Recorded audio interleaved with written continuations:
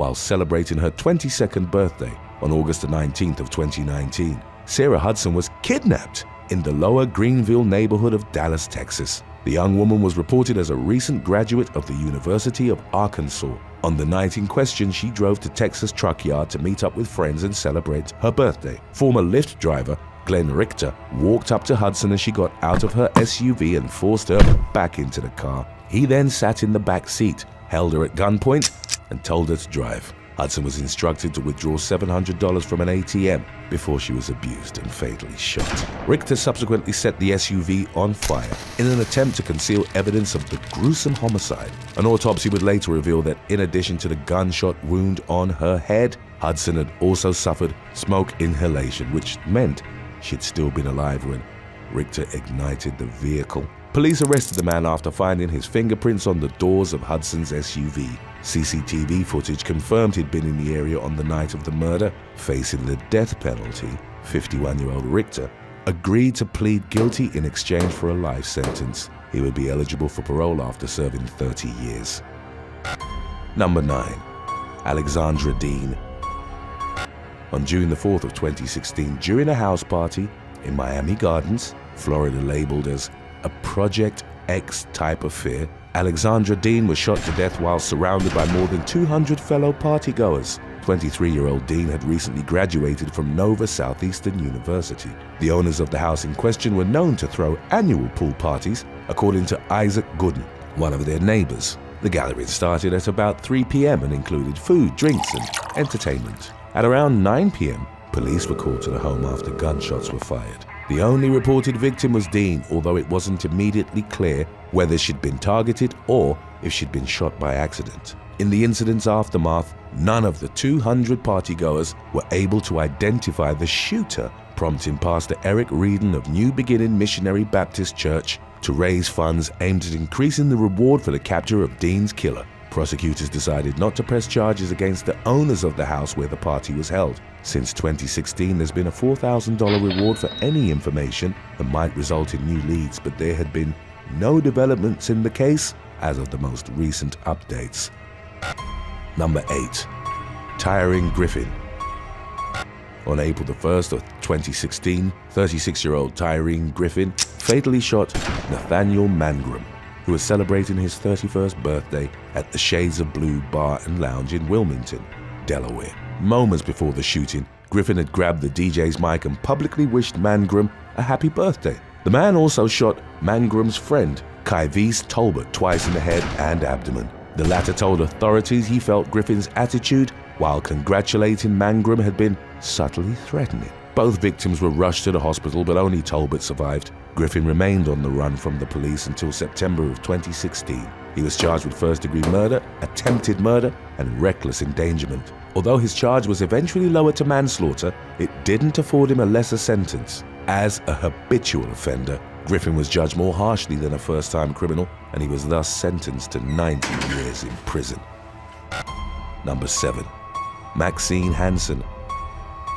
Maxine Hansen, aged 25, was arrested on December the 1st of 2016, along with 3 friends at the Gramercy Park Hotel in Manhattan, New York. A hotel employee had reportedly heard someone say, "Be careful, you're going to shoot yourself," in the room that had been rented by the group. It would later come to light that Hansen, as well as friends Ashley Mueller, Faris Yusuf, and Bassem Yusuf, began live streaming a party while brandishing BB guns designed to look like pistols. When police arrived at the scene, officers discovered 6 BB guns and several containers of illegal substances. Hansen was charged with felony criminal possession of a controlled substance and possession of an imitation firearm. She was held in custody on a $30,000 bond. Judge Laurie Peterson withdrew the bond when it was decided Hansen's charges would be downgraded from felonies to misdemeanors. The young woman was ultimately ordered to spend 3 months behind bars. Far from repentant, Hansen went on to suggest Rikers Island should have its own reality TV show called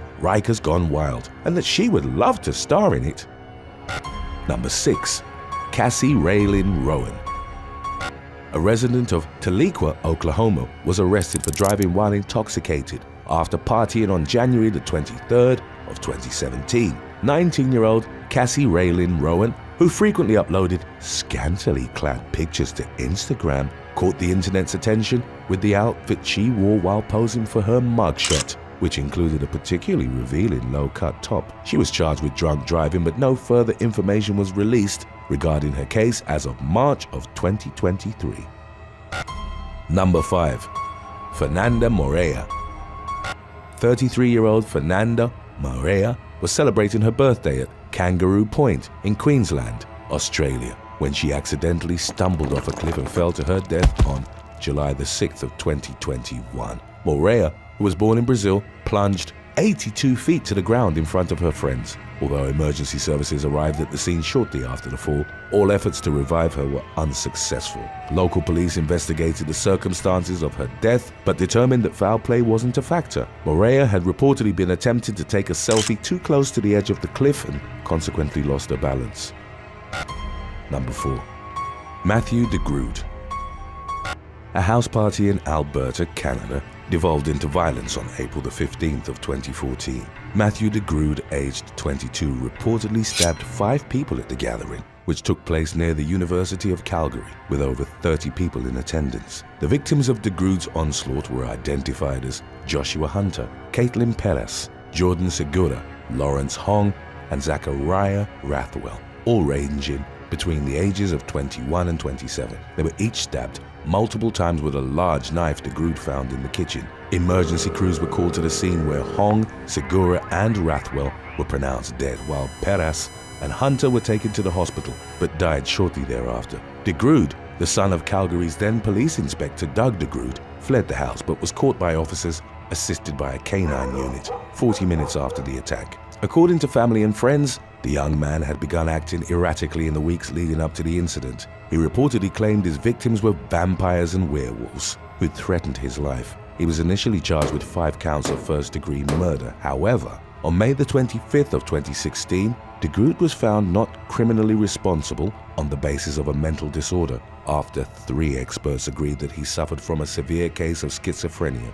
In 2019, de Groot was granted unsupervised outings by the Alberta Review Board, but wasn't fully released as he remained a significant risk to the safety of the public. Number 3. Berta Pereira Roldan. Berta Pereira Roldan from Revere, Massachusetts, was gunned down while celebrating her 19th birthday at a nightclub in Providence, Rhode Island on September the 29th of 2019. A second woman, 38-year-old Crystal Peloquin, reportedly sustained gunshot wounds as well, but survived. During a press conference in which he identified the victims, police spokesman David Lapatin indicated that Pereira Roldan and Peloquin hadn't been the shooter's intended targets and that the 2 women didn't know each other. Pereira Roldan was a recent community college graduate and had been working as a waitress full-time to support herself. Investigators believed 2 men who'd been speaking to Peloquin and standing near Pereira Roldan had been the shooter's actual targets, but they weren't injured. In 2020, Marklin Brown, Johnny Veng, and Jimmy Castillo, all in their mid to late 20s, were arrested in connection with the shooting. They were reportedly identified through cell phone tracking, surveillance video footage, and DNA found at the scene. Number 2. Yanira Ceballos. 27-year-old Juan Gestulum murdered his girlfriend, Yanira Ceballos, after her 30th birthday party on March the 3rd of 2022. The mother of 3 had gone missing after celebrating with friends at Papa's Casino in Moses Lake, Washington. She'd reportedly gotten into an argument with the people she'd been out with, after which she called another friend to pick her up down the road. However, when the friend arrived at the arranged address, Ceballos was nowhere to be found. They called her cell phone, but only heard a man screaming, demanding to know who she was speaking with, before the call abruptly disconnected. After she failed to show up to work on March the 4th, Ceballos' family decided to contact the authorities. By the time investigators arrived at the apartment she shared with her boyfriend, Gestulum had already fled. Police uncovered a multitude of texts in the victim's phone in which her boyfriend had demanded to know where she was and who she was with, which turned Gestulum into their prime suspect. Detectives were able to find footage showing Gestulum cleaning his car at a gas station the morning after his girlfriend's disappearance. The victim's body, which exhibited signs of abuse, was discovered in Walla Walla County 2 months later. Investigators would go on to unearth pictures Gastelum had taken of himself as he assaulted his girlfriend's body post-mortem. He was tracked to Oregon and extradited back to Washington, where he was charged with second-degree murder. He entered a not guilty plea, and as of the latest developments, his trial was slated to begin in May of 2023. Number 1. Inglewood birthday shooting. Sisters Brina Steins and Marnacia Hamilton was shot at a party in California on January the 23rd of 2022. The siblings were celebrating Steins' 20th birthday at a rental property in Inglewood when they and friends Teron Whitaker and Jaden Griffin, both aged 21, were ambushed by unidentified shooters. Steins, Hamilton, and one of the male victims died at the scene, while the fourth died while being rushed to the hospital. Police informed the public that a fifth victim, whose identity wasn't revealed, had been injured during the shooting but managed to survive. A neighbor, who asked to be identified only as Matthew, revealed that he'd heard over 100 shots fired on the night in question. Inglewood Mayor James Butts told the press the incident involved the most shooting victims during a single incident in the city since the 1990s. Police have theorized that the crime could have been gang-related. A Florida man was robbed of his Submariner Blueface Rolex watch and Platinum Amex credit card during a late-night tryst with 2 young women at his home in the town of Lauderdale by the Sea. The incident unfolded at around 3 a.m. on December the 4th of 2022, when the victim met the women outside of the rooftop bar in Fort Lauderdale where they shared drinks. They then exchanged contact details and agreed to meet up later. After an hour had passed, the man met back up with the women and drove them to his residence. They shared some more drinks, but the man eventually fell asleep. When he awoke, the women, as well as his Rolex watch, which was estimated to be worth $25,000, and credit card, were nowhere to be found. Investigators determined through surveillance video at the rooftop bar that the women involved were in their mid-20s and had black hair. As of the latest updates, the Broward County Sheriff's Office sent a Crime Stoppers alert seeking information from the public regarding the 2 suspects. Number 10. Yomna Fawad. An escort in Miami Beach, Florida, allegedly drugged and robbed a male client in March of 2017. 31-year-old Alain Renee Galette was outside Dream nightclub where he met a woman named Amina, aged 21. The latter reportedly suggested that the 2 of them go back to his place. After the 2 had intercourse at Galette's home, the man fell asleep. He woke up to discover that Amina was gone, along with clothes, cash, and jewelry valued at $32,000. At around 3 a.m. on April the 29th, Galette spotted Amina outside of the Rockwell nightclub. He confronted her on the street and contacted the police. Amina was arrested on charges of grand theft and using fraudulent identification. Detectives learned that her real name was Yomna Fawad. Surveillance footage confirmed that she'd entered Galette's residential building and left by herself with his belongings. She was held in lieu of a $50,000 bond at Turner Guilford Knight Correctional Center in Miami. Fawad was also connected to similar thefts throughout the East Coast, stretching all the way up to New York. She later took a plea deal for her Florida cases, the details of which were undisclosed. After her release on April the 25th of 2019, Fawad was extradited to New York, where she was facing 4 counts of grand larceny. No further updates were made after she pleaded not guilty on April the 26th. Number 8. Chrissy. A woman only identified as Chrissy was sought by authorities in Fremont, California. After robbing a man on February the 7th of 2015, Chrissy was contacted by the victim through an escort services website. She emailed her picture to him and the 2 arranged to meet. The man picked her up and they made their way back to his house in the Irvington neighborhood where they would exchange money for intercourse. At one point, the man reportedly passed out. When he regained consciousness, his hands were tied behind his back and Chrissy had been joined by 3 male suspects. The group assaulted the victim while demanding to know where he kept his valuables. The suspects proceeded to ransack the house, making off with laptops, phones, and money, leaving the man tied up. Eventually, he was able to free himself and called the police. He admitted to soliciting an escort on a casual encounters website, telling investigators that he might have been drugged by the woman. As of the latest updates, it was unclear if any arrests had been made in connection with the incident. Number 7. Nitza Jean Charles.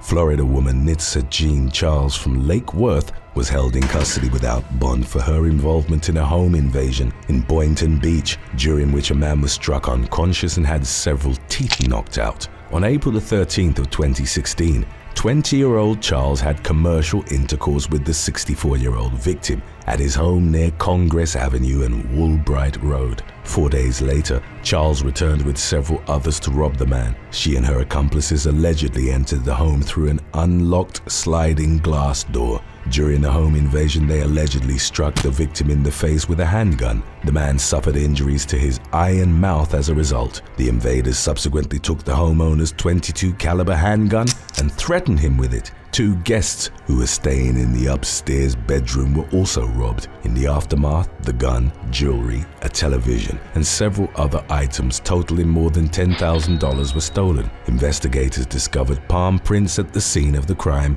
which they linked to Charles and 18-year-old Tariq Ely. On April 30th, Ely was arrested and held without bond. Charles was taken into custody 6 months later. Both suspects were facing multiple felony charges. Records indicated that Ely was found guilty of robbery with a deadly weapon and was sentenced to 4.5 years in prison. Number 6. Monica De Jesus and Justin Harris. 22-year-old Monica De Jesus and 36-year-old Justin Harris faced several charges, including robbery, after an incident that occurred on April 9th of 2017. The pair went to a home in the 1800 block of Valley Drive in East Goshen Township, Pennsylvania, at approximately 5:30 a.m. With a gun in tow, Harris kicked the door down, but was subsequently overpowered by a resident who hit him in the face with a fire poker. De Jesus then picked up the gun and pointed it at the homeowner, while another resident ran away and called 911. De Jesus and Harris then fled in a sedan. They were spotted speeding down the road by a responding police sergeant, who noticed that Harris was heavily bleeding from his face. The officer pulled the suspect vehicle over, at which point De Jesus claimed to have been attacked inside the house that she and Harris had just tried to rob. The latter was transported to Powley Hospital for treatment of his facial injuries. Police discovered that De Jesus was an escort from Philadelphia who traveled to the area to meet a client. When she wasn't compensated for her services, she called Harris, who was waiting in a nearby parking lot. The duo then reportedly returned to the home, where they attempted to carry out the robbery. De Jesus and Harris were taken into custody and booked at the Chester County Jail on charges of robbery, conspiracy, and promoting escort services. Number 5. NYC Tourist. In May of 2017, a male tourist was robbed after 2 women allegedly lured him back to his Manhattan hotel in New York City. According to police, the 79-year-old man from Florida met the women at an Upper East Side restaurant called Club Macanudo. Surveillance footage showed the 3 leaving the restaurant and going to the Lowe's Regency Hotel on Park Avenue. When they got to his hotel room, the women clobbered him and made off with a $13,000 watch and $3,000 in cash. The New York Post reported that the man sustained scratches to his face but refused to be hospitalized. While the victim remembered lounging at Club Macanudo, he claimed he couldn't recall meeting the women or anything else that took place inside his room. No arrests were made in the incident's immediate aftermath. Number 3. Saul Mata Villegas. On March the 18th of 2018, Saul Mata Villegas was robbed at gunpoint while celebrating a lawsuit victory at a motel in the Bronx borough of New York. According to the police, The man's $96,000 cash settlement was the end result of a suit involving a car accident. Villegas was carrying the entire amount in a suitcase when he checked in at the Van Cortlandt Motel. The 30-year-old hired escorts and partied with them in his room that night. Early the next day, the women suggested that they get a friend to bring over beer and cigarettes. Shortly before 7 a.m., 2 masked men arrived, armed with weapons. They barged into the room and snatched the cash-stuffed suitcase before speeding off in a black minivan. Villegas told the New York Post that he kept replaying the incident over and over and that he was haunted by it. He added that he needed the money badly because he was depending on it to move his family. Detectives released photos of the 3 escorts and 2 male robbers who remained at large. Number 2. Pompano Beach Robbery.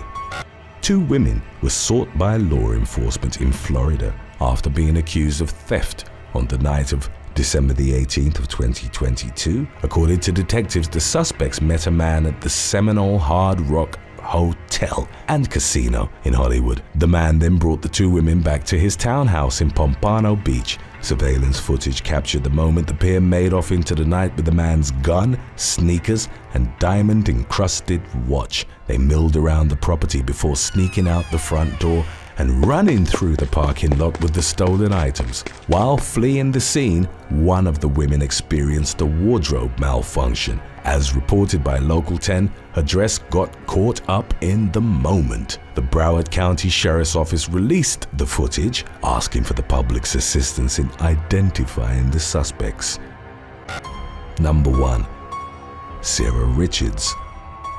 On December the 11th of 2022, a woman was accused of concealing a man's Rolex watch in her privates in order to steal it. 33-year-old Sarah Richards was in Las Vegas for a court hearing in connection with an incident in June during which she allegedly stole a $100,000 timepiece. Richards reportedly met a man who invited her to stay in his room at the Aria Hotel. Richards asked the man to take off his Rolex watch, which he ended up placing under his pillow before canoodling with Richards. 8 News Now reported that the man drank more and more wine because Richards kept insisting on it. He began to doze off, then later discovered that the watch was missing. He confronted Richards, who fled the bedroom in a panic. The man followed her down the hallway into the elevator and then into the lobby, where he informed security that she'd stolen from him. They waved the woman down using their metal detector wand, which determined that there was metal somewhere in her genital region. She confessed to stuffing the $12,000 watch inside her privates. A female security officer then escorted Richards to a restroom where the watch was removed and placed in a biohazard bag. Upon the arrival of the police, the victim showed them the drink he'd been consuming prior to dozing off. A white, powdery substance was observed at the bottom of the glass, some of which were floating in the liquid. According to the police, they also found a pill capsule containing a white, powdery substance in Richards' possession. Officers impounded the pill capsule as well as the watch. Richards was taken into custody, charged with grand larceny and using a narcotic to facilitate a crime. When Michigan woman Samantha Alfaro was pulled over by Troy police in the early hours of August the 14th of 2016, she was missing her trousers. The 23-year-old driver, together with a 19-year-old passenger, was stopped by a female police officer who noticed that she was naked from the waist down. The officer questioned Alfaro if she'd drunk anything, to which she responded, "Too much, take me to jail already." The officer subsequently told her to put her pants on because a male officer was coming. Alfaro complied and was taken into custody on a charge of operating a motor vehicle under the influence of alcohol. The passenger was issued a misdemeanor citation for consuming alcohol while under the age of 21. Their friend, 20-year-old Jocelyn Reardon, reportedly drove to the district courthouse at around 3 a.m. to pick them up. However, when she arrived, the 2 women had already been released. Police spotted Reardon behind the wheel of her pickup close to the police station and approached her. Police said that Reardon was slurring her words. The woman, just like Alfaro, wasn't wearing pants. She was then given a sobriety test before admitting to having had at least 4 shots. After failing the test, she was placed under arrest. She later blew .133 on a breathalyzer. The Daily Mail reported that after Reardon was told that her friends had already been released, she cried, saying, "They left me." Reardon was also charged with operating a motor vehicle under the influence of alcohol. Number 9. Intoxicated sisters in an airport. On September the 9th of 2023, two sisters threw a tantrum after being told they couldn't board an Aer Lingus flight to Ireland. The incident took place at Newark Liberty International Airport in New Jersey. The New York Post reported that the pair began acting erratically around 8 p.m. One of the women, who had blonde hair, burst into tears at the realization that they couldn't board the flight. Apparently, her brunette sister tried to comfort her. The blonde woman subsequently identified herself as a lawyer and warned the officials that there would be consequences for not allowing them on their flight, but ultimately decided it would be best to just leave the airport. However, her sister had gotten so irate at this point that she charged toward the gate attendants and demanded they be let on the flight immediately. When she realized the crew wasn't going to relent, the woman turned to the crowd of airport travelers for help. Her sister then tried to put her hand over the unhinged woman's mouth to stop her from screaming. Both women were eventually dragged away from the gate by police officers. The brunette tried to resist the escort and fell to the floor, and that was when officers put her in handcuffs. According to a spokesperson for the Port Authority of New York and New Jersey, the officers responded to a disturbance by two intoxicated women who had denied boarding on a plane. The blonde woman was arrested for disorderly conduct and resisting arrest, while her sister was given a criminal summons for disorderly conduct. It was unclear if the pair made it to Ireland. A video of the incident was posted on TikTok and had 680,000 views as of September the 13th. Number 8. Heriberto Perez Velasquez. Undocumented immigrant Heriberto Perez Velasquez pleaded guilty to a fatal drunk driving crash that left a New York man dead. According to law enforcement, 59-year-old Mark Knapp was driving a compact trailer on Route 31 in Weedsport on November the 10th of 2019 when Perez Velasquez hit him. Knapp was ejected upon impact and consequently succumbed to his injuries at the scene. Perez Velasquez fled the crash, but deputies caught him with the assistance of a citizen. Deputies determined that the 31-year-old's blood alcohol concentration was nearly 3 times the legal limit. They then confirmed that he was an undocumented immigrant from Guatemala and had another pending charge for aggravated driving while intoxicated in Wayne County 24 days earlier. In May of 2020, Perez Velasquez was federally convicted of illegal re-entry to the United States and was served with a deportation order, which was pending until the outcome of his trial. On September the 24th of 2020, Perez Velasquez pleaded guilty to felony aggravated vehicular homicide with a blood alcohol content of 0.18% or more, along with aggravated driving while intoxicated, unlicensed operation of a motor vehicle, and reckless driving, all misdemeanors. 2 months later, he was handed a 7 to 24-year sentence in state prison. Additionally, he was fined more than $1,400. He would be deported after serving his sentence. Number 6. Joseph Ruddy. Joseph Ruddy, one of the most prolific federal narcotics prosecutors in the United States, was accused of striking another vehicle while intoxicated on the 4th of July of 2023.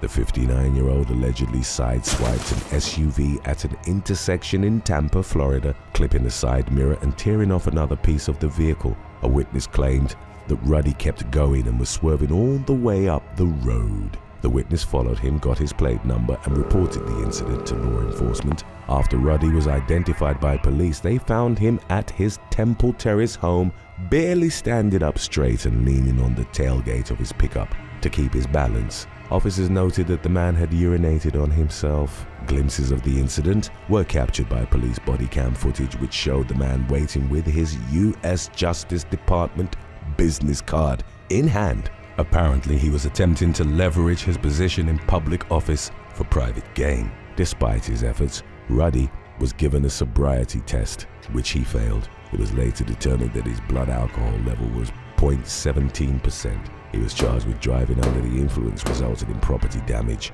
A week later, Ruddy was reportedly removed from his supervisory role at the U.S. Attorney's Office in Tampa. His case was referred to the Office of the Inspector General. Nevertheless, he remained employed as a prosecutor. As of the latest updates, Ruddy was awaiting his schedule to appear in court in his own case. Number 5. Gabriel Lyle Schroeder.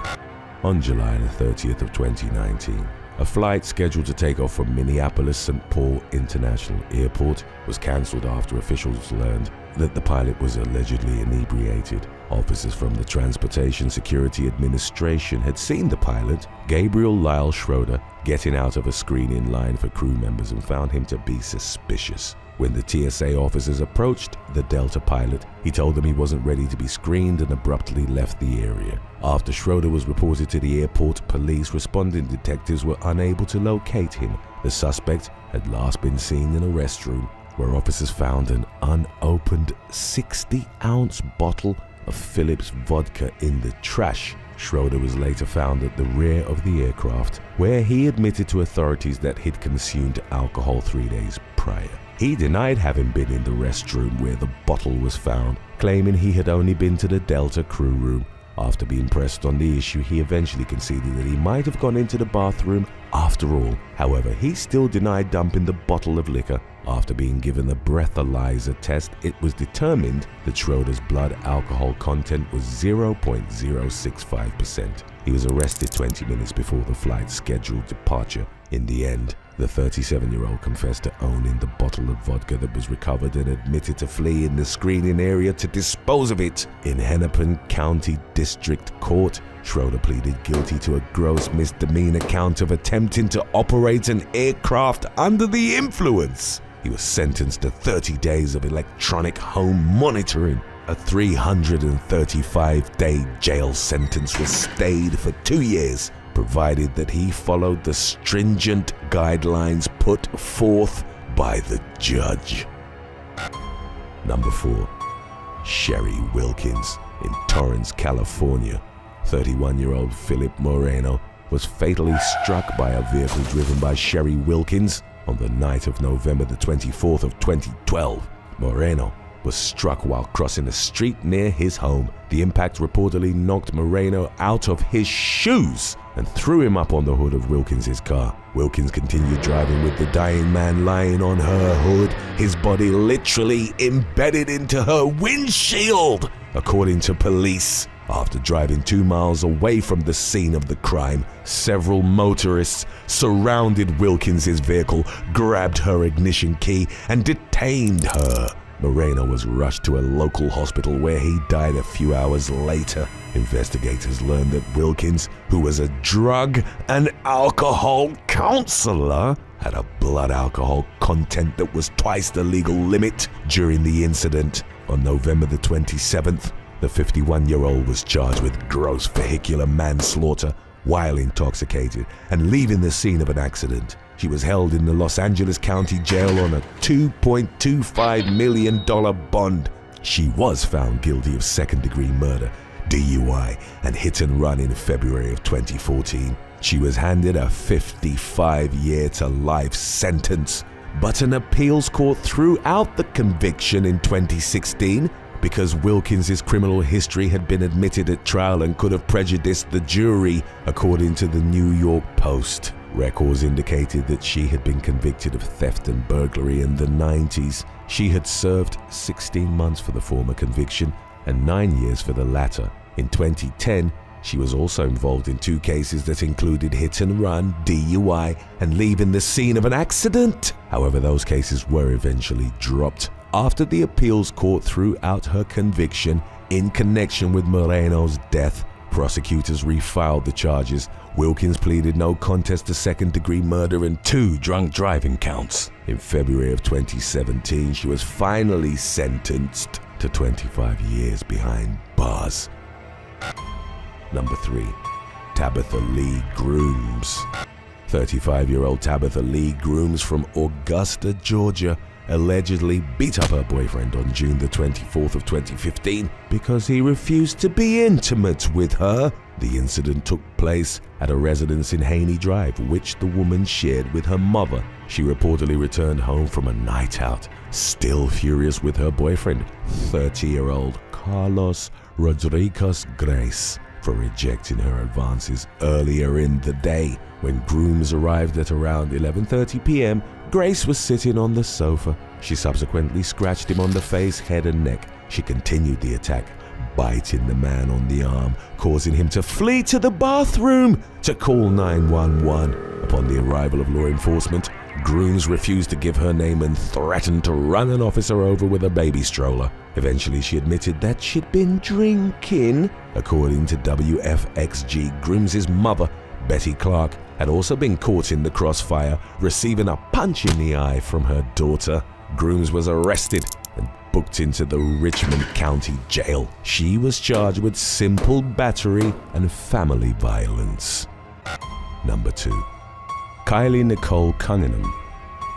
An inebriated Pennsylvania woman named Kylie Nicole Cunningham allegedly assaulted police officers and an emergency medical technician after she claimed to have lost some money to a pinball machine at a bowling alley. The incident unfolded on the night of February the 17th of 2019, when the 26-year-old punched the glass of the pinball machine at the Blue Mountain Lanes on Moorestown Road in Wind Gap, despite already having been reimbursed for the money she claimed to have lost. When she was asked to leave, Cunningham instead demanded more alcohol. After being refused, she threw a cup of water at the face of an employee. Police were called and responding officers tried to talk to her, but she was reportedly uncooperative. They then placed her under arrest for public intoxication before putting her in a police vehicle.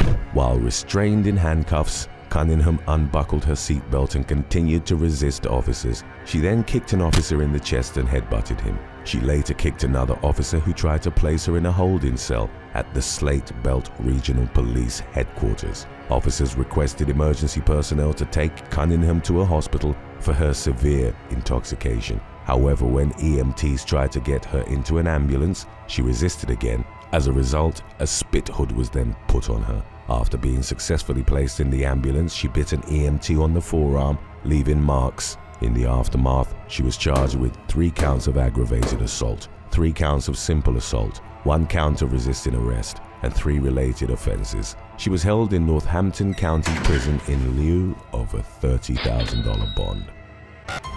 Number 1. Edward Michael Henry Jr.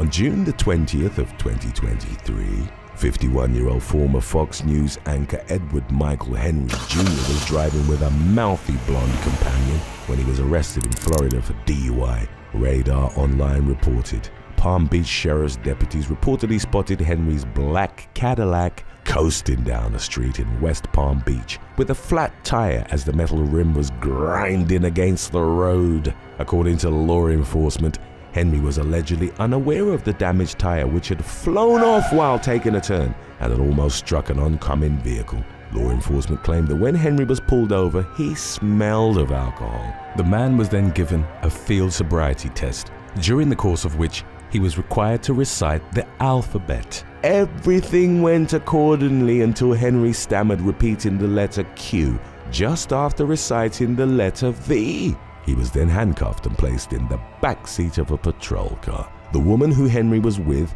assertively protested the arrest, demanding to know if Henry's Miranda rights were read to him. She then accused the deputies of framing Henry, saying they were arresting somebody that shouldn't be arrested. When one of the deputies warned her that she would be arrested for obstruction of an investigation, she immediately backed off. After Henry was taken to the county jail, another deputy approached the woman asking if she was all right. The woman responded saying she was fine and was on the phone with one of Donald Trump's attorneys. Apparently, the woman wasn't Henry's wife, and the Daily Mail later identified her as 50-year-old Karen Turk, who was Henry's former co-anchor. She told the aforementioned media outlet that she and Henry shared a deep friendship since they started working together. Ultimately, Henry made a plea agreement in August of 2023 and avoided jail time. Court documents indicated that he was required to complete 20 hours of community service, enroll in a drunk driving class, and install an ignition interlock device in his vehicle as part of the agreement. On the night of March the 3rd of 2017, a raucous house party unfolded at an address in Williamsburg, Michigan. According to local law enforcement, the gathering was hosted by the Boylan family, consisting of 18-year-old Hannah, as well as her parents, Dwayne and Jeffrey. The latter was described as a volunteer assistant football coach at Elk Rapids High School. A large number of teenage students from the school were present at the party in question. In interviews with the police, some of the partygoers revealed that they were instructed to give Hannah $5 for alcohol and pizza upon their arrival at the house. There was also a stocked bar in the basement, and many of the underage revelers occupied their time by playing drinking games. In the days that followed, rumors began circulating that Jeffrey had had intimate relations with one of the partygoers. The student was said to have been at the age of consent, so the man wasn't criminally charged for the encounter. He was, however, arrested in connection with the underage drinking he and his wife facilitated. Jeffrey, Dwayne, and Hannah were all arraigned on charges of selling or furnishing alcohol to a minor and allowing minors to consume alcohol.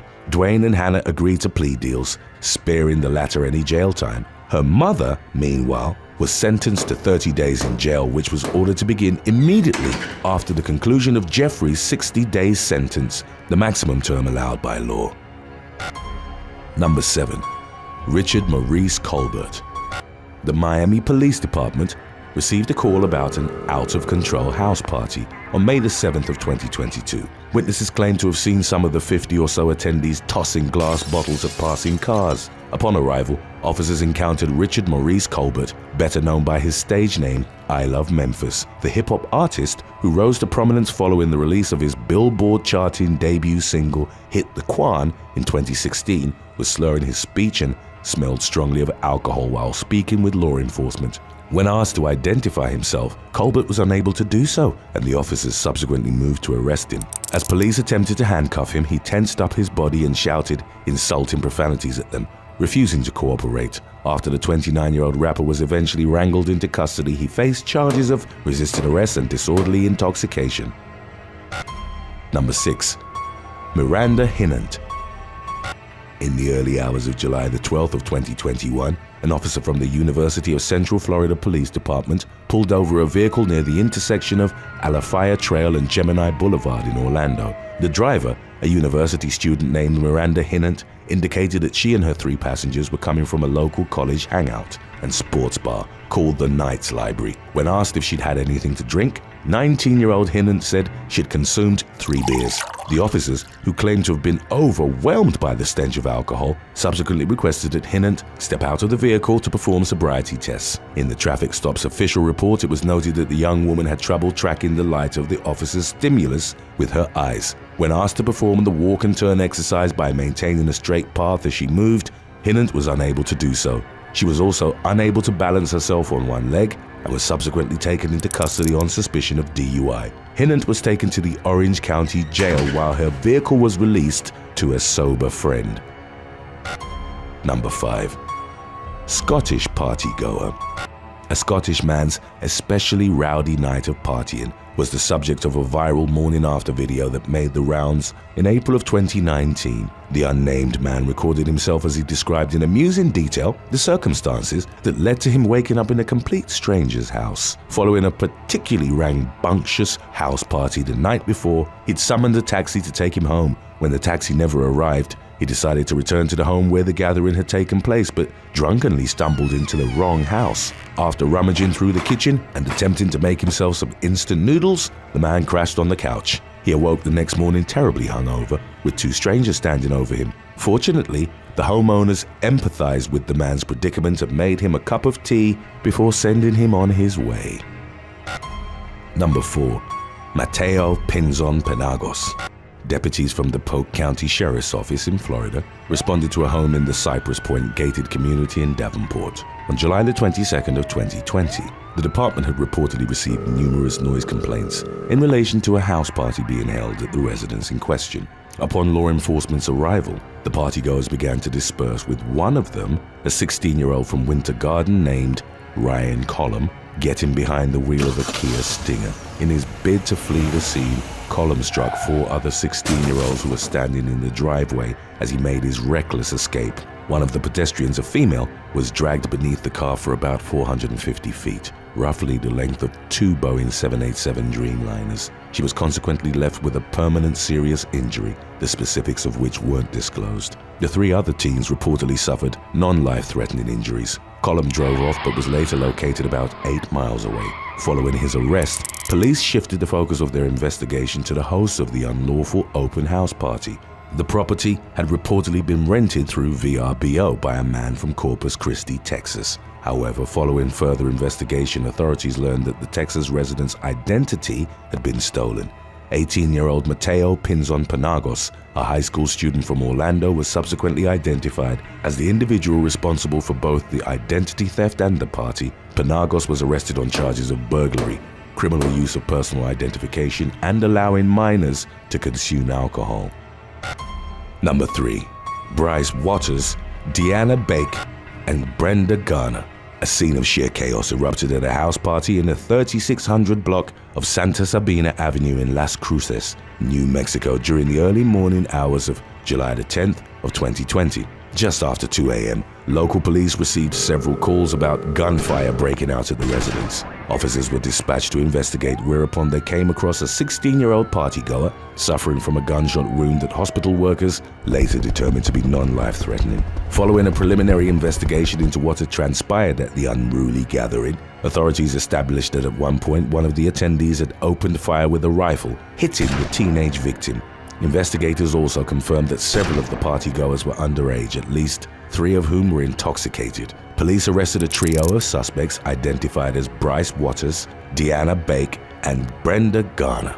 When police had initially arrived at the scene, they attempted to stop a vehicle from leaving, at which point they were assaulted by Waters. While the latter was being taken into custody, Bake and Garner allegedly stepped in to fight the officers on his behalf. Bake's mother was accused of helping her rent the property where the party was hosted. The event was originally organized to celebrate Waters' birthday. The latter told detectives that he'd obtained a large amount of alcohol for the get-together and also admitted to charging a $2 entry fee. He was charged with contributing to the delinquency of a minor, battery upon a peace officer, and assault upon a peace officer. As of the most recent updates on the matter, the shooter, who wasn't identified, was still at large. Number 2.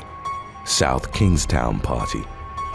At around 6:30 p.m. on October the 8th of 2022, the police in South Kingstown, Rhode Island, received reports of a large house party making excessive noise. Responding officers came across 350 to 400 partygoers, many of whom were intoxicated, and also noted that red Solo cups had been strewn all over the property. Investigators subsequently determined that the house was being rented by students of the University of Rhode Island. 4 individuals were arrested in the aftermath of the rager. They were identified as Anthony Galbuni, Ryan P. Brom, James Geeson, and Sean Healy, all of whom were below the legal drinking age of 21. The students consequently faced criminal charges that included possession of alcohol by an underage person, furnishing alcohol to minors, and obstructing an officer in execution of duty. As of the latest developments, the investigation was still ongoing and authorities were still deciding whether to bring charges against the property owners as well. Number 1. Travis Turkle. 42-year-old Travis Turkle from Rayland, Ohio, was arrested following a wild party at his home on the night of August the 6th of 2022. An estimated 200 teenagers, many of whom were friends of Turkle's son, congregated on a man's property located 135 miles east of Columbus. News of the gathering spread like wildfire on social media as more and more teens showed up at the house, exacerbating the crowd's unruliness. The rowdiness eventually escalated to the point where several physical fights broke out among attendees. A number of people landed in the hospital as a result of the violence, including a boy whose face and head were covered in cuts from a broken bottle, a girl who was punched in the face, and another boy who was pistol whipped in the head. As the situation spiraled out of control, Turkle went inside the house to retrieve a shotgun, which he then fired into the air to encourage partygoers to leave. Although no one called 911 to alert the authorities, the police caught wind of the situation after the injured attendees were transported to the hospital.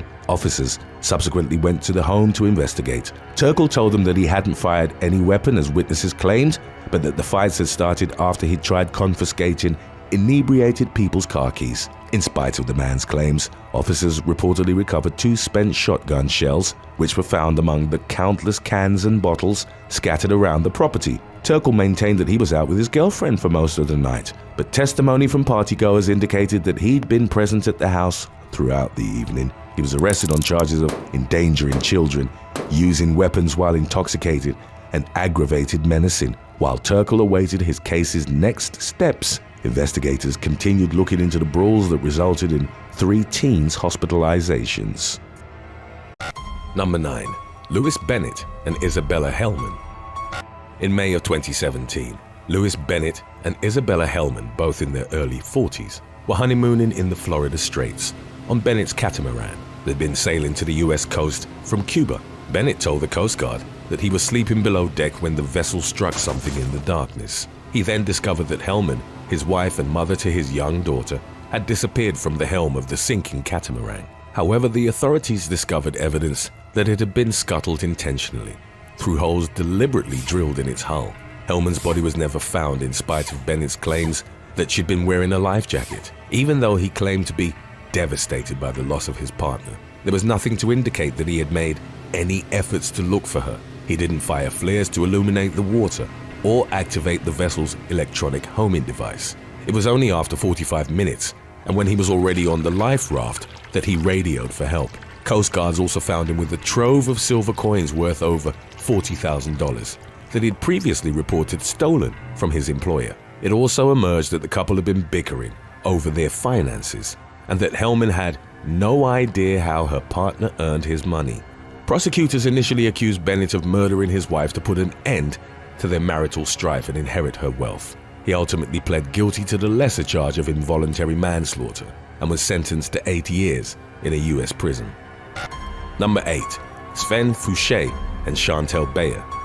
In 2013, newlyweds Sven Fouché and Chantel Bayer were on a trip to the Aloe Ridge Game Reserve near Johannesburg, South Africa. The honeymooners went on a safari and encountered a group of rhinos. The wildlife expert accompanying them encouraged Fouché and Bayer to stand closer to the animals for a photo. They were both smiling for the camera, with their backs turned to them.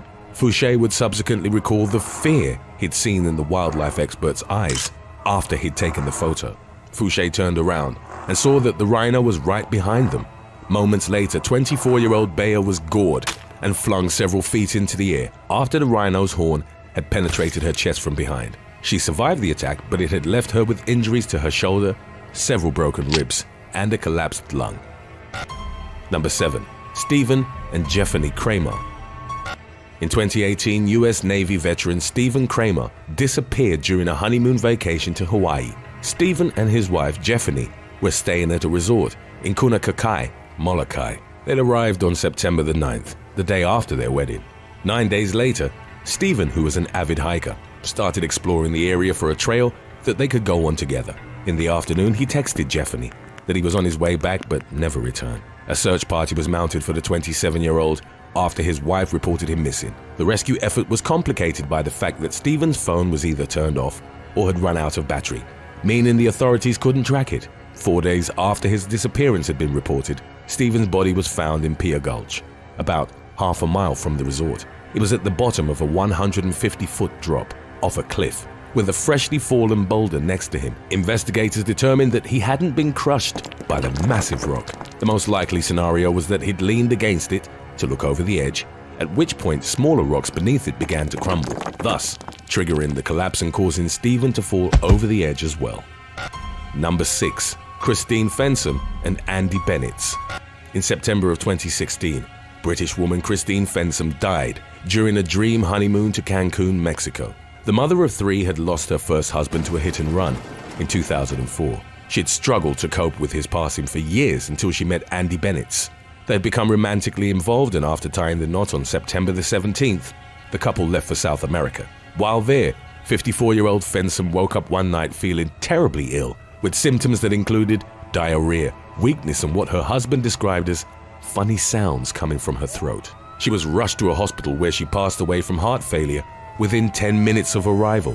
It was later determined that she'd suffered fatal ciguatoxin poisoning from eating contaminated fish. The illness, called ciguatera, is triggered by toxins found on algae in various reef ecosystems around the world, including the Gulf of Mexico.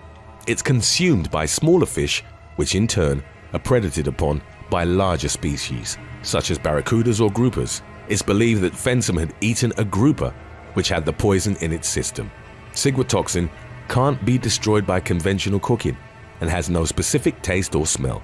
As the most common form of seafood poisoning, ciguatera is rarely lethal, but there's no treatment once it sets in. Number 5. Muhammad Malik and Noor Shah. In the fall of 2020, a newlywed Manhattan couple died while vacationing in the Caribbean after they were caught in a strong riptide. 4 days after they'd had their wedding in Long Island, 26-year-old Muhammad Malik and his bride, Noor Shah, aged 29, were at a Turks and Caicos Islands resort. According to witnesses, they'd been swimming in chest-deep water when they were pulled away by the current. They tried hard to fight it but were swiftly dragged underwater. Bystanders intervened and succeeded in bringing them to shore, where they performed CPR. Unfortunately, the couple, both respected members of New York's Pakistani-American community, were pronounced dead at the scene. In the aftermath, Malik's father was critical of the resort for not putting up signs to warn tourists about the potential dangers. Number 4. William and Blakely Harrell. In November of 2020, a newlywed NASCAR crew member and his wife were killed in a brutal car crash in the Florida Keys. 30-year-old William Rowdy Harrell and his wife Blakely, 23, had married on November the 21st in their native Alabama. William, who'd worked in the pit crew of Hendrick Motorsports for 8 seasons, was also a former college linebacker for the Alabama Crimson Tide. He was behind the wheel of a 2020 Toyota Corolla as the couple was on their way to honeymoon in Florida 4 days after their wedding. He was northbound on US 1 when he crossed the center line and into the path of a Ford F-250 pickup truck. The other driver had tried to avoid the couple's vehicle, but they collided head-on. William and Blakely died at the scene. The driver of the oncoming vehicle only sustained minor injuries, while his 2 passengers were in a more serious condition, but the extent remains unclear. A toxicology report performed by the Florida Highway Patrol found alcohol and marijuana in William's system, which may have contributed to the accident. Number 3. Ben and Catherine Milani. In 2008, on the last day of a 2-week honeymoon to Antigua, a Welsh couple was robbed and then executed. At around 5 a.m., other guests from the luxurious Coco's Hotel reported hearing gunfire. After intruders had broken into their room, Catherine Milani and her husband Ben were forced to kneel beside their bed. The couple, both 31, was then shot in the back of the head. Catherine died instantly, while Ben fell in a coma and was flown back to Swansea. About a week after the shooting, he too passed away. The couple's phones, cash, and a camera were among the items stolen from the room. Avi Howell and Canel Martin were subsequently arrested and charged with murder. They were located after SIM cards registered to them were activated in the stolen phones. The men were also found guilty of killing 43-year-old shopkeeper Juanetta Anderson. It took a jury only 10 hours to convict them to life in prison. The honeymoon killings, as the media had dubbed them, shocked the nation of Antigua, which up to that point had a great reputation as a holiday destination. A few years later, Howie and an accomplice, who'd reportedly been incarcerated for fraud, escaped from prison. They cut through a wire fence and scaled a 30-foot-high wall. The police later confronted the 24-year-old fugitive at a rural parish just south of the capital. He was shot in the knees and later succumbed to his injuries. Number 2. Shreen and Annie Dewani. A few weeks after their wedding in 2010, Shreen and Annie Dewani were honeymooning in South Africa. They'd spent 4 days on safari in the Kruger National Park before arriving at a 5-star hotel in Cape Town. After spending most of their Saturday lounging at the luxurious resort's pool, they decided to explore the city later in the evening. After an hour and a half of being driven around in a local taxi and taking in the sights, they opted to leave the safer tourist area to have a look at a township a few miles away. They were stopped at a junction in Guguletu by 2 armed men. One of them tried to use his weapon to smash through the driver's window. The attackers pulled the driver out, then took off with the couple still in the taxi. They took Shreen and Annie's valuables but claimed that they only wanted the vehicle and weren't going to hurt them. They later threw Shreen out of the car and drove off with Annie. After being left alone in the middle of the township, Shreen convinced a local man to call the police. The authorities drove around with Shreen in the car but were unsuccessful in locating the attackers. On Sunday morning, Annie's body was found abandoned in the taxi in a different township. She'd been abused and shot at least 3 times. A long legal battle ensued in which the suspects tried to paint Shreen as the mastermind of a murder-for-hire plot targeting his wife. The allegations made global headlines but were ultimately discredited, with Shreen deemed innocent by a South African court in 2014. It was discovered that the hijacking hadn't been random, but planned by the taxi driver, Zola Tongo, working in cahoots with the hijackers, Mzimwa Madoda Kwabe and Zolil Ngeni. Tongo and Kwabe were given sentences of 18 and 25 years respectively, while Ngeni was sentenced to life in prison. Number 1. Ralph and Crystal Jankers. In 2019, a newlywed German man faced manslaughter charges after fatally perforating his wife's bowel during a prolonged lovemaking session. 49-year-old Crystal Jankers died only days after walking down the aisle with Ralph, aged 52, in Krefeld, a city in North Rhine-Westphalia. Instead of going on a traditional honeymoon, the couple opted to celebrate their marriage with a 48-hour bondage session. It was during this time that Ralph used a spiked 8-inch hook on Crystal. When the adult toy was removed, it perforated a woman's bowel. Ralph called the emergency services 4 days later, but paramedics were unable to save her. When questioned why he hadn't sought help for his wife sooner, Ralph claimed that he didn't understand how serious her condition was, as she'd complained about stomach discomfort in the past. A self-confessed sadomasochist, he told the authorities that everything that occurred between him and Crystal had been consensual, adding, "It was our honeymoon period." According to the woman's adult son, whom described her as mentally unstable, Ralph had abused her in the past. He believed that the violence and humiliation extended past the consensual confines of the bedroom, but affirmed the belief that Crystal did indeed love her husband. A court determined that Ralph had been grossly negligent but found no grounds for a manslaughter charge. Ralph was given a suspended sentence for grievous bodily harm and left the court a free man. Number 10. 1988 Dutch soccer celebrations. In the summer of 2010, the Dutch national soccer team finished second in the World Cup, a feat that was deemed worthy of a parade through the canals of Amsterdam. In spite of the celebratory mood, many houseboat owners were worried. They feared that the incidents of 1988 would repeat themselves and that their property would be similarly damaged. That year, the Dutch team had won the European Championships against the Soviet Union. Hundreds of elated orange-clad fans partied along the canals. They climbed on top of living houseboats, damaging many of them and even sinking a few. One woman whose houseboat had partially sunk under the weight of supporters in 1988 claimed that she found her couch, TV set and kitchen floating against the ceiling. Fortunately, in 2010, Dutch authorities tightened security and ensured that the festive atmosphere didn't turn destructive. Number 9. Bronx nightclub shooting. In October of 2020, a shooting at a Bronx nightclub party in New York City ended in the death of 19-year-old Wendolyn Ortiz. Around 20 to 30 people were inside the Mixtec Lounge, drinking and dancing to a DJ, when gunshots erupted shortly after 7 a.m. Ortiz, who in June had survived a quadruple shooting, was taken to the hospital in critical condition and later pronounced dead. Two men aged 28 and 30 also sustained injuries, which were described as non-life-threatening. The reason for the shooting remains unclear, as the investigation is still ongoing.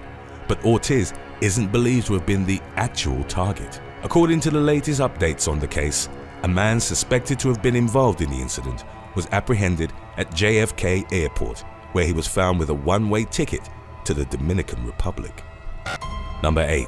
Death of Jacob Jaruzelski.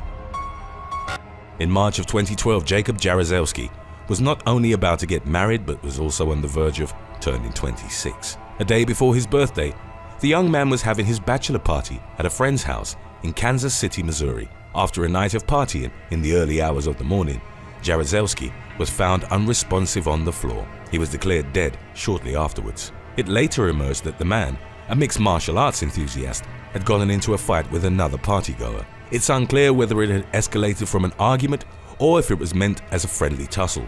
The other man, who wasn't named, had reportedly put Jaruzelski in a headlock, trying to restrain him. A coroner determined that he'd succumbed to generalized trauma to the head and neck. The police interviewed the partygoers, but no one was charged with Jaruzelski's death. Number 5. El Dorado Fire. A gender reveal party, which took place during the 2020 California wildfire season, caused a blaze that led to the death of a firefighter and approximately $8 million in damages. On September the 5th, a smoke-generating pyrotechnical device that was used at the party malfunctioned. and sparked the fire, which started to spread rapidly. By September the 14th, it covered over 13,000 acres and had destroyed parts of the El Dorado Ranch Park, Riverside County, and San Bernardino County. The fire was almost fully contained less than a month later, by which time it had extended across 22,744 acres. The El Dorado fire, which came to also be known as the Gender Reveal Fire, was extinguished in mid-November. 1 person was killed and 12 were injured. 10 structures were obliterated and 6 others were partially damaged. Number 4. Death of Autumn Canaday. In September of 2020, teenager Autumn Canaday was at a party outside of Okmulgee County, Oklahoma. It featured a gathering of roughly 10 people, mostly teenagers, some of whom had been drinking alcohol. In the early morning of September the 27th, the party took a tragic turn. 19-year-old Marcus Peterson started playing with a firearm. The weapon discharged and Canaday was shot in the head. The teenager, who in a month would have turned 19, died instantly. In the incident's aftermath, Patterson was arrested and charged with second-degree murder. Number 3. Covina Massacre. On December the 24th of 2008, Bruce Jeffrey Pardo knocked on the door of his former in-laws as they were having a Christmas party in the suburbs of Los Angeles, California. Pardo, who was wearing a Santa Claus suit, had 2 9mm semi-automatic handguns in his possession. The 45-year-old had also brought a gift-wrapped package which contained 2 additional handguns, as well as a homemade flamethrower that was placed on a trolley. As soon as the door opened, Pardo started shooting everyone inside the house as partygoers scrambled for their lives. The man's ex-wife and her parents were fatally shot. It's believed that Pardo proceeded to pointedly execute some of the victims. He then took out the flamethrower and set the home ablaze using racing fuel gasoline. 9 people were killed by Pardo, whether by gunshots or consumed by the flames. One partygoer, who'd managed to flee to a neighbor's house, called the emergency services. What's your address? Ma'am, I understand. I need to know your address. When he shot, I heard the shots and they were like poppers and I wasn't sure what it was, so everyone started panicking and running, so we all dove under the dining room. Some of us dove and some of us left. I don't know. My daughter's been shot. She was shot in the face on the side and she's bleeding. I know. I let the officers know. The officers are making sure it's safe for the paramedics to I come need a in. bandage, please. Please come immediately. What is in your house? Immediately. I don't know who else is alive. I know, ma'am. Just stay on the phone with me, okay? My whole family, there's 30 people, 25 people. I know. The fire that Pardo had started rose to nearly 50 feet, and it took 80 firefighters over an hour and a half to put it out. Due to the blaze's intensity, some of the victims could only be identified by their dental or medical records. After the massacre and arson, Pardo fled to his brother's house about 30 miles away. He'd suffered third-degree burns on his body, which had melted parts of the Santa suit into his flesh. Unable to follow through on his plan of fleeing California, the man took his own life. About a block from his brother's house, the police found the killer's rented Dodge Caliber, rigged to explode with remnants of his costume if anyone tried to remove them. There were also numerous handguns and about 200 rounds of ammunition at the scene. The car was treated as a threat, and a bomb squad detonated the vehicle by firing an incendiary device into it. While a definitive motive for the horrific crime wasn't definitely determined, Pardo's bitter divorce, which had been settled about a week prior, was seen as the main triggering factor. Number 2. Salvatore Tatullo. In June of 2011, Salvatore Tatullo was riding on a party bus along I-94 on Detroit's east side when he suffered a fatal accident. Those on the custom bus, which can hold up to 30 people, were reportedly celebrating a bachelor party. According to state police reports, 24-year-old Tatullo opened an overhead emergency exit and popped his head out. Unfortunately, as the young man did so, the bus passed the low-hanging overpass. Tatullo struck it and suffered critical head injuries, to which he succumbed in a hospital several days later. The authorities reported the incident as the 3rd deadly accident on a party bus to take place in Metro Detroit in just over a year. Number 1. Coy Wayne Westbrook. On November the 13th of 1997, Texas man Coy Wayne Westbrook killed 5 people during a party at the home of his ex-wife, Gloria Jean Coons. Westbrook's testimony is the only existing account of the incident, so it's unknown whether it's accurate. Nevertheless, he claimed to have gone to the party in Channelview with hopes of rekindling his relationship with Coons. Aside from the woman's roommate, Diana Ruth Money, there were 3 other men at the party. At some point, Coons had slipped away with 2 men, and Westbrook found her in the bedroom having intercourse with both of them. As he tried to leave, party attendees started mocking him and played keep away with his keys, tossing them back and forth to each other. Westbrook was eventually able to retrieve his keys and left in a fit of rage. He then returned, took out a hunting rifle from his truck, and went back inside the residence. Westbrook fatally shot Coons, Money, and all 3 men. A neighbor who'd heard the gunfire went next door and called the police upon seeing the dead bodies. Westbrook was arrested at the scene. At the man's trial, his defense argued that the death penalty would be inhumane due to the killer's low IQ. A jury disagreed, finding him guilty and fully responsible for his crimes. Westbrook was executed via lethal injection in 2016. Number 10. Rosemary do Nascimento Silva. 32-year-old Rosemary do Nascimento Silva was inside the aircraft, accompanied by her brother and a wedding photographer, who was documenting the occasion. The video of the incident, which lasted for almost 9 minutes, was subsequently shared by a local news channel. The pilot, Peterson Pinheiro, urged the aircraft's occupants to remain calm as they experienced the first bout of turbulence. Pinheiro struggled to regain control of the helicopter as the shaking intensified. Silva and her brother closed their eyes and braced. The aircraft then crashed into a forest about a mile from the venue, killing the pilot and passengers. Silva's fiancé, who'd been waiting at the altar, went into shock upon hearing the news. Number 9. Will and Bailey Ackerman Byler. In November of 2018, a newlywed couple from Texas perished in a tragic helicopter crash. The incident took place near Uvalde, about 85 miles west of San Antonio. Will Byler and Bailey Ackerman Byler, both aged 24, were whisked away by the aircraft at the end of a joyous wedding ceremony in which they'd been joined by friends and family. It was roughly 11:45 p.m. when they took off to spend their wedding night in San Antonio. The couple had only been in the air for a few minutes when the personal helicopter, owned by the groom's family, crashed into the side of a 1,500-foot hill.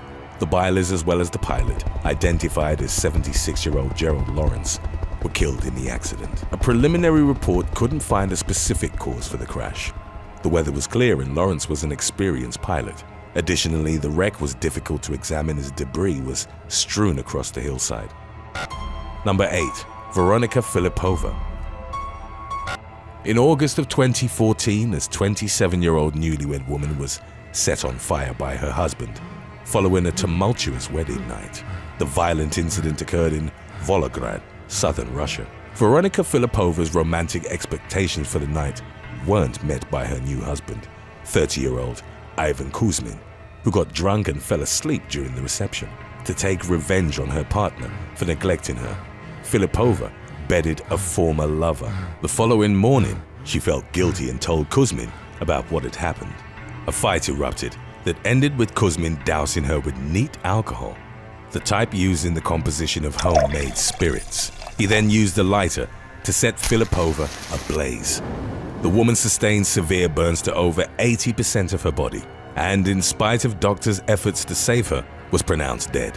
Filipova was survived by a young son from a former marriage. Kuzmin confessed to killing his wife and faced a prison sentence of at least 15 years. According to the woman's family, Kuzmin had a history of violence, which he'd kept hidden from his wife. In the past, he'd been convicted of attempted murder, which incurred a 10-year prison sentence. Number 6. Philadelphia Wedding Brawl. In 2012, dozens of people from 2 separate wedding parties were involved in a massive brawl inside a Sheraton hotel in Philadelphia. The melee, which was captured on video and became viral online, was reportedly fueled by alcohol and rising tempers. A physical altercation escalated to the point that, by one witness's account, 75 to 100 people were involved. The brawl took over the hotel's bar and lobby. The Philadelphia Police Department used batons and tasers to control the roaring crowd and had to call for backup twice. In the commotion, 57-year-old Vince Sanuti, an uncle to one of the brides, suffered a fatal heart attack and collapsed outside the hotel. He was rushed to the hospital, where he was later pronounced dead. After law enforcement managed to control the situation, a man was arrested for assaulting a police officer after he'd allegedly put a sergeant in a headlock. Number 5. Joe Melgoza. Only hours after exchanging vows, a California man was bludgeoned to death by a pair of wedding crashers. 30-year-old Joe Melgoza and his wife, Esther Bustamante, were celebrating their union in the backyard of a home in Chino. 28-year-old Ronnie Aristides Castaneda Ramirez and his younger brother, Josue Daniel, showed up to the party uninvited. They didn't know Melgoza but lived near the home of Bustamante's family. The Castaneda Ramirez brothers, who'd reportedly crashed the wedding looking for alcohol, got into a fight with some of the guests and were asked to leave the property. The brothers did so, but then returned, armed with baseball bats. As Melgoza tried to confront them, he was repeatedly struck, sustaining severe head trauma. The groom was taken to a Chino hospital, but unfortunately didn't survive. 2 other people from the party sustained minor injuries in the altercation. In the incident's aftermath, the attackers were arrested and charged with murder. Number 4. Sakshi Arora.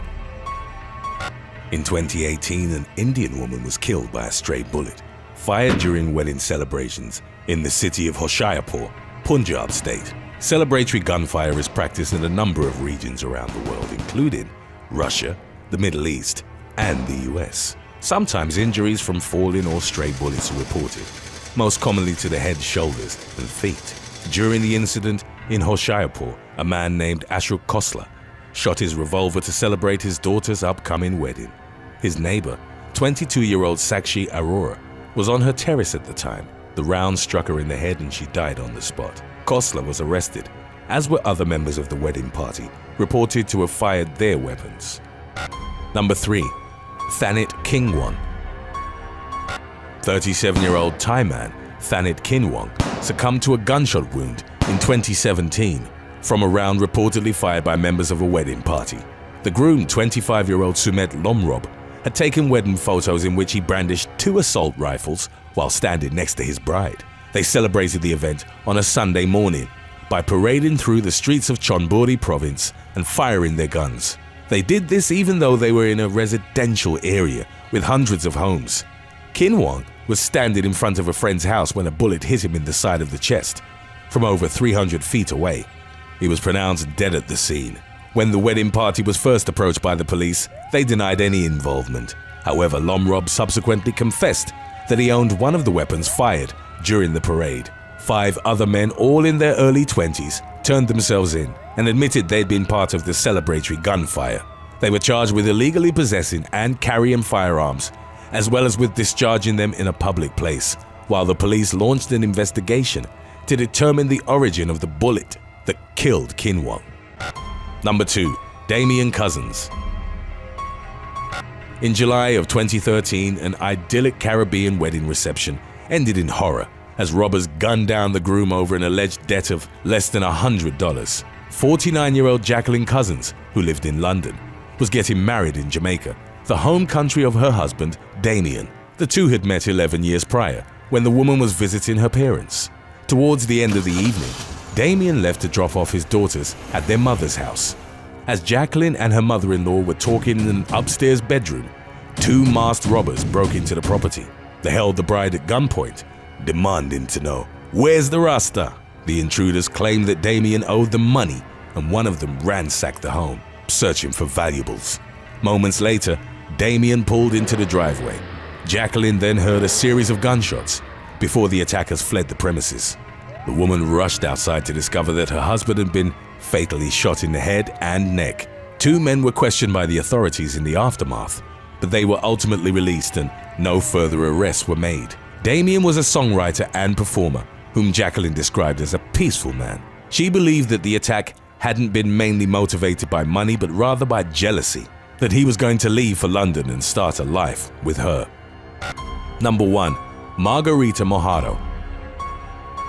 In 2016, a celebratory atmosphere abruptly turned tragic as a massive tree fell on top of wedding goers at a park in Whittier, California. The group was attending the wedding ceremony of Patricia Mojado and Alvaro Garcia. Some of the guests had lined up to take a group photo when an 80-foot eucalyptus tree toppled, trapping several of them under its weight. The bride's mother, 61-year-old Patricia, sustained fatal crushing injuries. Rescuers equipped with chainsaws arrived to free the wedding party members in an effort that continued throughout the evening. The collapse was initially suspected to have been caused by the Californian drought. However, it later emerged that the tree had been overwatered and allowed to grow at a dangerous angle. 19 plaintiffs, including several members of Patricia's family, sued the city of Whittier, citing both physical and psychological trauma. According to updates on the legal proceedings, a settlement of $28 million was reached, 3.3 of which were awarded to the bride. Number 11. Crocodile attack in Cairns. In January of 2021, an unnamed man was attacked by a crocodile at a lake in Cairns, Australia. The 44-year-old was in the water at a popular Lake Placid tourist spot. As he was swimming, he felt the massive reptile's jaws clamp on his head. The reptile then started chewing on the man's skull. Amazingly, he was able to pry the jaws open and free himself. He then had the presence of mind to slowly swim to shore, so as not to alert the apex predator of his continued presence. Bystanders rushed to his aid and called the authorities. He was taken to Cairns Hospital with puncture marks on his skull, jaw, and cheekbone. Fortunately, none of the crocodile's teeth had penetrated the arteries in the man's neck, which could have caused him to bleed out. He was expected to make a full recovery and, in spite of his brush with death, vowed to return for a second dip in the lake. Number 10. Kristen McKellar. On August 2nd of 2018, Kristen McKellar suffered fatal injuries after she was struck by a motorboat at Damaris Cotter Lake in Maine. The 32-year-old woman was swimming with a friend at about 8:45 p.m. She was hit by the boat, reportedly driven at imprudent speed by 43-year-old Jonathan Roberts. He and his passengers immediately helped the victim to shore and called the authorities. McKellar passed away in a hospital from her injuries the following day. McKellar's family was outraged by the deal that Roberts' legal defense team was subsequently able to obtain. Since the chance of securing a manslaughter conviction was considered low, the charge was dropped in exchange for Roberts pleading guilty to reckless operation of a watercraft. He was given a $400 fine and sentenced to 100 hours of community service. Number 9. Great Salt Lake boat accident. In November of 2012, best friends Logan Hardman and Chad Tohinaka, both aged 25, died in a boating accident on Utah's Great Salt Lake. The two men, accompanied by a friend, were returning from a regular duck hunting trip when the weather suddenly changed. The 12-foot flat-bottomed boat they were in was unable to withstand the waves. The vessel capsized, and all three men were sent into the frigid 47-degree water. Their friend, whose name wasn't released, survived after swimming half a mile to shore to look for help. Hardman and Tokinaka tragically succumbed to the raging waters and freezing temperatures. Their lifeless bodies were recovered from the water later that day. Number 8. Lake Macquarie shark attack. In January of 2021, a 68-year-old man was left fighting for his life after being attacked by a shark at Lake Macquarie in Yarrawonga Park, New South Wales. A few days prior, onlookers had spotted a large shark in the water and photographed its fin broaching the water. It's unclear if the same shark was responsible for the attack. The unnamed victim was out for an evening swim when the predatory fish plunged its serrated teeth into his arm, inflicting severe lacerations. Luckily, it swam away before causing further injuries. The elderly man, who was bleeding profusely, was helped out of the water by other park visitors. One woman applied a tourniquet, which first responders claimed might have been instrumental in saving the victim's life. He was airlifted to John Hunter Hospital in serious but stable condition. While the species that bit him wasn't identified, a bull shark was determined as the likely suspect. Shark attacks at Lake Macquarie are quite rare, and only 3 had been recorded since the 1940s. Number 7. Docho Eshet.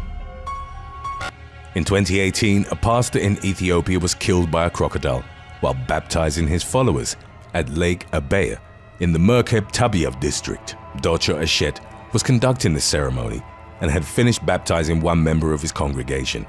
As he moves on to a second person, a crocodile lunged from the water and clamped on the pastor's body.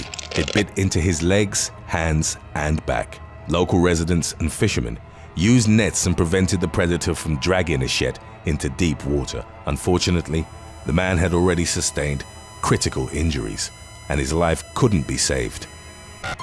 Number 6. Matthew Wanjiku. After he'd gotten in the water, the man was caught off guard as one of the beasts charged him. He ran on the shore but ended up on the ground, near a fallen tree that blocked his path and left him trapped with the enormous beast. Photographer Frederica Genovese, who was visiting from Italy, captured the horrific 10-minute onslaught that followed. Wanjiku was powerless as the hippo repeatedly clamped its massive jaws on his body. His life was saved when onlookers scared away the hippo by banging on a metal sheet. Wanjiku was rushed to a hospital where it was determined that remarkably he'd only suffered external injuries. He was expected to fully recover. It hadn't been the first incident of its kind to take place at Lake Naivasha. A year prior, fisherman Enoch Romano was savaged by a hippo. His case wasn't as fortunate as Wanjiku's. In the aftermath of the attack, both of Romano's legs were amputated below the knee. Number 5. Kurt Serber. In April of 2020, Kurt Serber died in a freak accident near Stockton Lake, Missouri. When the authorities found the 61-year-old's body on the gravel along the lake shore, they suspected that he'd been shot and initially treated the case as homicide. It was later revealed that Serber's injuries hadn't occurred as the result of a gunshot. The police determined that he'd been struck by his own truck. It's believed that the accident had occurred while he was trying to either launch his boat or retrieve it from the water. After Serber was run over, the truck and trailer sank in the lake while the boat floated on the surface. Number 4. Brendan McGowan and Caitlin Rosensteel. Just weeks after graduating high school in June of 2019, 2 teenagers died at Mammoth Lake Park, Pennsylvania. Brendan McGowan and Caitlin Rosensteel, both 18, were fishing at the lake when a lightning storm struck.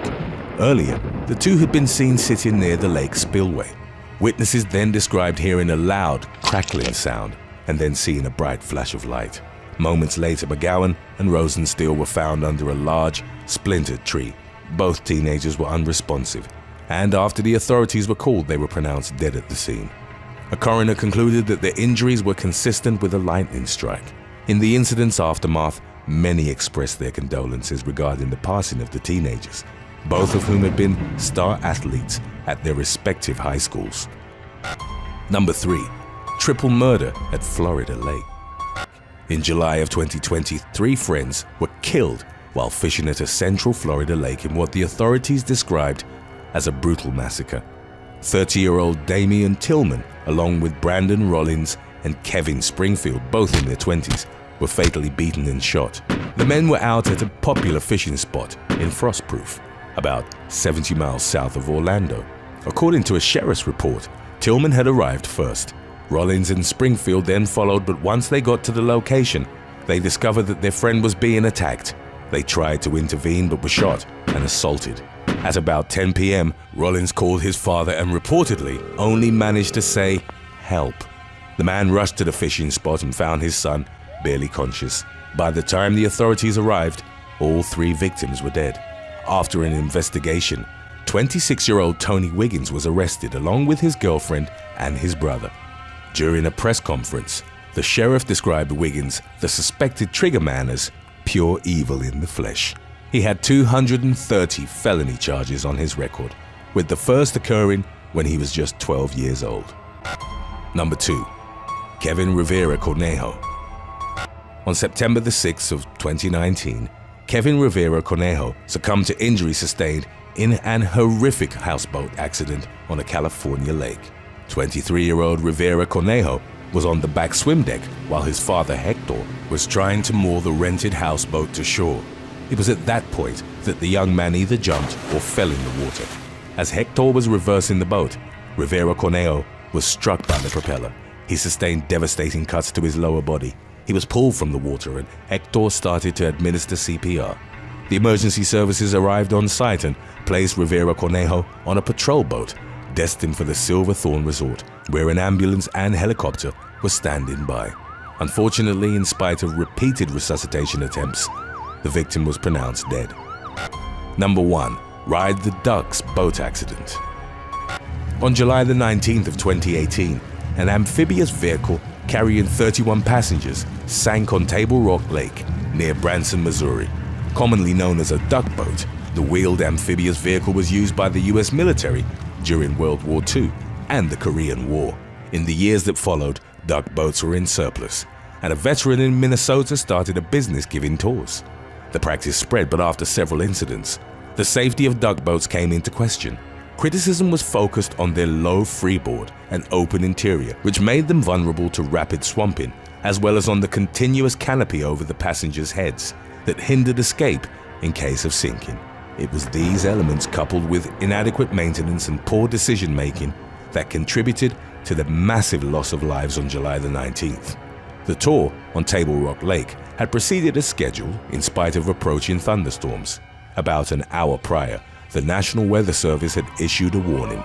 The storm swept through the lake quickly, with winds in excess of 60 miles per hour that caused 3-foot waves.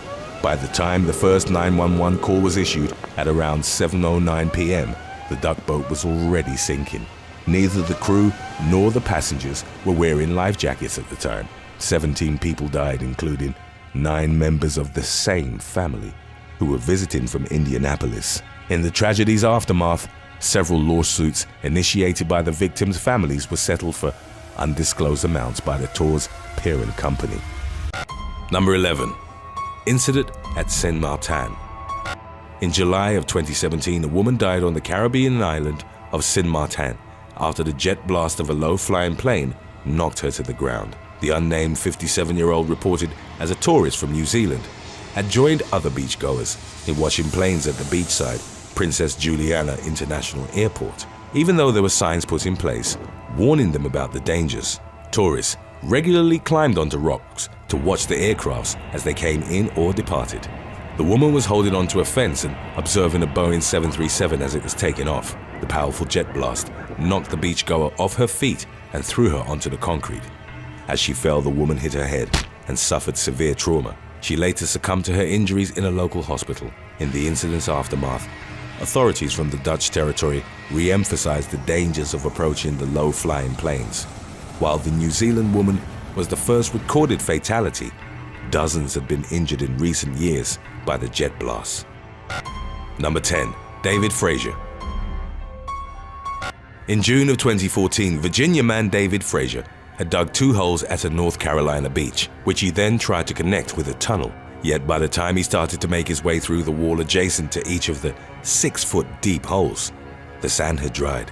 The tunnel collapsed on him, and Frazier was buried in the sand for 10 to 15 minutes. The man was unresponsive when the emergency services reached him, and he was pronounced dead at the scene. According to a spokesperson for the National Park Service, it had been over a decade since someone had suffocated in collapsed sand in the area. In the incident's aftermath, beachgoers were advised to dig holes that were only knee-deep. Sand is highly unpredictable and may rapidly cave in, which is why a general rule is that no group should build a hole deeper than its smallest member. The authorities added that those built by using a shovel would most likely end up being too deep to be safe. Number 9. Incident at Noirmoutier Island. In August of 2018, a 21-year-old man was visiting his grandparents in the Bay of Biscay on France's Atlantic coast. While there, he went to a beach on Noirmoutier Island. It was during the afternoon that, at the high tide line, the unnamed man dug a massive hole. It's believed that he was inside it, still digging, and failed to notice the tide coming in. He was suddenly swamped by a thick mixture of sand and water, unable to crawl out of the pit he dug. A family member reportedly struggled in vain to pull him to safety. Staff from water rescue centers arrived at the scene, but they too were unable to help the beachgoer. His lifeless body was recovered 3 hours later. Number 8. Omi Irizarry. In July of 2014, a man was killed and his young daughter was severely injured after a plane struck them while making an emergency landing on a Florida beach. 36-year-old Omi Irizarry and his daughter Oceana, aged 9, were walking along the beach in Sarasota County. The small aircraft lost power in flight and was forced to make a crash landing on the hard-packed sand near the water's edge. Both the pilot and the plane's single passenger were unharmed. Irizarry was hit and died on impact, while Oceana was airlifted to a children's hospital in critical condition. The accident had been so brutal that another beachgoer who witnessed it had to be taken to the hospital with stress-induced cardiac issues. Number 7. Trayvon Brown. In the summer of 2016, Oklahoma teenager Trayvon Brown was visiting Florida with a few of his friends. The group went to a beach at St. Andrews Park, where they created a 20-foot wide tunnel that was in the shape of a W. The group had reportedly been digging against a steep and unstable sand ledge. While Brown was inside the tunnel, its walls collapsed, and the 17-year-old was trapped inside. The inundating sand had overwhelmed Brown to the point that he was unable to move. According to other beachgoers, only the teenager's feet were sticking out. Rescue workers were called to the scene and started digging him out with shovels while using wooden barriers to keep more sand from cascading into the hole. After Brown was freed from the tunnel, he was taken to the hospital in critical condition. A few days later, the teenager's parents made the difficult decision of removing him from life support. Number 6. Julie D'Imperio Holowak. While swimming off Bailey Island in Maine, a woman became the victim of a rare shark attack. It's believed that the predatory fish, later identified as a great white, had confused 63-year-old Julie D'Imperio Holowak for a seal because of her darkly colored wetsuit. The shark viciously bit into her body, then swam away. 2 kayakers helped the woman get back to shore, and an ambulance provided further assistance. Unfortunately, the woman's injuries proved too severe as she had lost a massive amount of blood. Revival attempts were unsuccessful and Holowak was declared dead at the scene. According to a marine wildlife expert, Holowak was the first person on record to have been killed in an unprovoked shark attack in Maine. Number 5. Lee Goggin. In January of 2018, Texas man Lee Goggin was passing through St. Augustine, Florida, when he and his family stopped at Crescent Beach.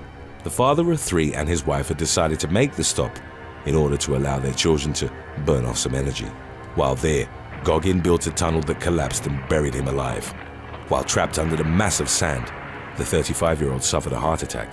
Emergency services had to remove roughly 3 feet of sand before they could retrieve Goggin. He was taken to the hospital in critical condition and spent 2 days in a medically induced coma. Unfortunately, Goggin wouldn't recover and died in the hospital. His passing left his family in a particularly difficult financial situation, and a fundraising page was set up in their name. The man reportedly hadn't qualified for life insurance because, in 2014, he'd received a kidney transplant from his brother. Number 4. Carol Aguirre. In September of 2020, Carol Aguirre was lying on a beach in Oceanside, San Diego, when she suffered a gruesome accident. There was heavy machinery on the beach at the time, as working crews were finishing up a dredging project at Oceanside Harbor. Tractors were used to transport pipes to an equipment area so that they could ultimately be hauled away. Aguirre had been lying on the beach, fully clothed, for over an hour, and presumably had fallen asleep. She didn't hear a tractor approaching, and the operator didn't see her. The 68-year-old woman was run over by the 50,000-pound machine and suffered fatal injuries. A local surfer reported seeing her crumbled up on the beach as he came out of the water. According to Oceanside police, there was no indication that drugs or alcohol had contributed to the tragic accident. Number 3. Ashley O'Connor.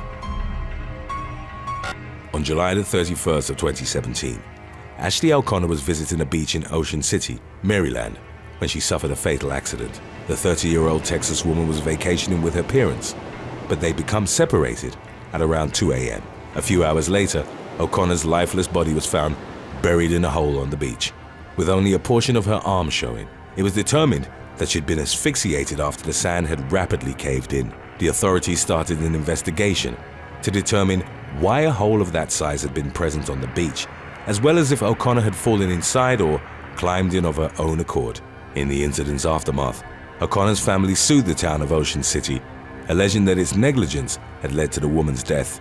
According to the lawsuit, the beach tractor operators, who were responsible for filling the hole, had failed to check if anyone was inside. In doing so, they'd buried O'Connor, which presumably had caused her to suffocate. Number 2. Mauled by Great White. In early December of 2020, an unnamed surfer was viciously mauled by a great white shark in the waters of Kangaroo Island off the coast of Adelaide, Australia. He was sitting on his board when he felt the shark charging him from the left side. The 29-year-old man told the media outlet that it felt like being hit by a truck. The beast bit him in the back, legs, backside, and elbow before swimming away. Their injuries would later be described as catastrophic by a paramedic. In spite of the damage he'd sustained, the victim managed to swim back to shore and then walk an additional 300 yards before finding help. According to the latest reports on his case, the man was heading towards a full recovery. Number 1. Adam J. Pye. In August of 2016, Adam J. Pye drowned in a pit of sand at Francis Beach in Half Moon Bay, California. The 26-year-old was visiting the beach with family friends and had settled on a spot near the RV park. Pye and a young woman had reportedly spent hours digging 2 massive diagonal holes. At 10 feet, they were nearly twice as deep as Pye was tall. The man then tried to create a tunnel that would have connected the 2 holes. Unfortunately, the sand collapsed on top of him. Other beachgoers grouped together and rushed to save the young man. They started desperately digging with their bare hands. The rescuers had managed to dig through about 4 feet of sand, enough to reach the top of the man's head. However, sand kept collapsing back into the hole. They took metal signs from the beach to act as barriers, but it was to no avail. Firefighters arrived at the site and laid a ladder horizontally over the hole. After digging for over half an hour, they were able to pull Pye out. The rescuers found that he'd been buried inside standing up straight, with his arms to his sides. He was placed on advanced support for an hour, but ultimately succumbed to his injuries, with the cause of death listed as suffocation. Number 12. Denise Flume. During spring break, high school student Denise Flume joined a bonfire party. She returned home safely later that night, but had misplaced her purse. Flume decided it was best to search for it the following morning. On Good Friday 1986, Flume got into her Buick Regal and drove away, never to be seen again. She was expected to return soon after with her missing purse, so her parents grew concerned. Her car was discovered in a rural farm nearby, and an investigation was launched. No evidence of her whereabouts was found in the area. As there was no corpse to indicate Flume had been murdered, the police suspected she'd been kidnapped. In 2020, a suspect was arrested regarding this cold case. Sean McClung used to date Flume and was charged with voluntary manslaughter. He died only 3 months after confessing to murdering his ex-girlfriend. Number 11. Molly Ammon. Molly Ammon was a freshman at the University of Florida when she decided to head out with a few other college students to Madeira Beach for spring break. Her friends claimed she'd been drinking beer and liquor during a party. Ammon was so drunk that she had trouble walking, so her friends decided to take her to bed so that she could sleep it off. However, the following morning, she failed to wake up. When the others checked on her, they discovered she was unresponsive.